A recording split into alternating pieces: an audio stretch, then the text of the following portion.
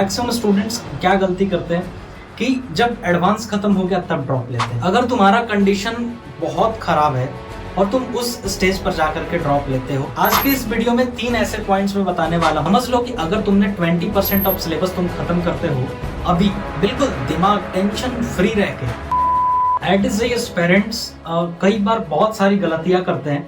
अब इसमें एक ये भी है कि अगर तुम ड्रॉप लेने के लिए जा रहे हो और किस पॉइंट पे ड्रॉप लेने के लिए जा रहे हो। मैक्सिमम स्टूडेंट्स क्या गलती करते हैं कि जब एडवांस खत्म हो गया तब ड्रॉप लेते हैं। वो भी ठीक है, लेकिन वो कुछ ही स्टूडेंट्स के लिए ठीक है जो एडवांस में अच्छे हैं और उसके बाद फिर वो अपने रैंक को इंप्रूव करना चाहते हैं। अगर तुम्हारा कंडीशन बहुत खराब है और तुम उस स्टेज पर जाकर के ड्रॉप लेते हो, ये तो बहुत बहुत बड़ी गलती तुम्हारे हिसाब से तुम पहले ही स्टेप में अपने कर दोगे। आज के इस वीडियो में 3 ऐसे पॉइंट्स में बताने वाला हूं। पहले तो 2 पॉइंट्स में तुम्हें यह मालूम चल जाएगा कि हाँ तुम्हें कब ड्रॉप लेना है, और तीसरा एक ऐसा पॉइंट बताने वाला हूं जो गलती मैक्सिमम स्टूडेंट्स करते हैं जिनको मालूम नहीं होता है। पहला पॉइंट ये है कि अगर तुम्हारे बोर्ड्स में 75% नहीं आ रहे हैं अभी भी, अगर बोर्ड्स में तुम 75% लाओगे नहीं, क्राइटेरिया फॉलो करोगे नहीं, कॉलेज जाओगे नहीं, तो तुम्हें तो मालूम है, तुम्हारा मन भी है, स्टिल तुम ये कह रहे हो कि मैं सभी चीजों को क्लियरिफाई करके सब कुछ सही करके मैं इस कॉलेज में जाना ही चाहता हूं। तुम अपने अंदर से ये चीज सोच रहे हो कि हाँ मुझे जाना ही जाना है और ये मेरी खुद की डिसीजन है, तो ड्रॉप ले लो।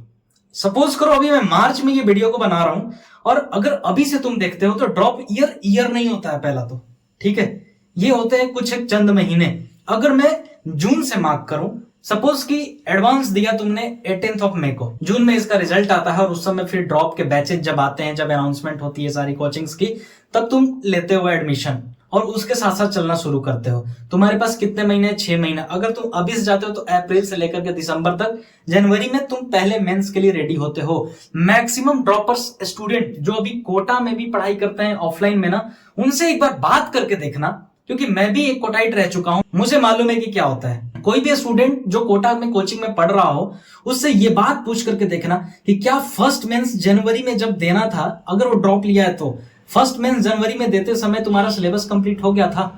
क्लियरली वो ना बोलेगा, बता रहा हूं। लेकिन अगर तुम्हें मालूम है कि हाँ मुझे ड्रॉप लेना है, मेरे मार्क्स नहीं आ रहे, तुम्हें सब चीजों को इंप्रूव करना है, तो तुम आज से ही ड्रॉप लेने की तैयारी शुरू करो ना। अप्रैल से अगर तुम ड्रॉप लेते हो तो अप्रैल से तुम्हारे पास 10 महीने होते हैं। और दूसरा पॉइंट पे आते हैं। दूसरी पॉइंट की अभी भी तुम टेस्ट मार्क्स में या फिर अभी जो सेकंड मेंस अभी होने वाला है उसमें, है ना, टेस्ट मार्क्स में अभी भी तुम्हारे 70 नंबर, 80 नंबर, 100 नंबर ऐसे आ रहे हैं। 100-120 नंबर पे भी तो कुछ ना कुछ कॉलेज मिल जाएंगे, अच्छी बात है, मिल जाएंगे, GFTI मिलेगा, कुछ और भी। लेकिन फिर भी स्टिल मैं कह रहा हूं कि तुम्हारा मन है कि नहीं मैं जाऊंगा तो IIT में जाऊंगा, मैं जाऊंगा तो NIT के एक अच्छे ब्रांच में, अच्छे कॉलेज, यहां से तो ये मुश्किल है ना, मुश्किल है मिलना। लेकिन फिर भी अगर तुम्हें चाहिए कि मुझे जाना है, तब तुम ड्रॉप ले सकते हो। ये सेकंड पॉइंट है। और थर्ड, जो सबसे बड़ी गलती करते हैं बच्चे, अभी उस पॉइंट के बारे में मैं डिस्कस करने वाला हूं। इससे पहले तो तुम सब्सक्राइब करो, क्योंकि तुम्हारे इस जर्नी में कोई साथ दे या ना दे, मैं तुम्हारे साथ जरूर रहूंगा। थर्ड जो गलती है सबसे बड़ी, इस मझधार में रह करके जो बच्चे कर देते हैं जिनको मालूम नहीं होता है, that's why you need a mentor actually, है ना, कि अगर अभी तुम मार्च से लेकर के मई तक तुम अपने एडवांस में लगे रहोगे, स्टिल लगना चाहिए, लेकिन तुम्हारे मार्क्स उस तरह के आए तब ना, है ना।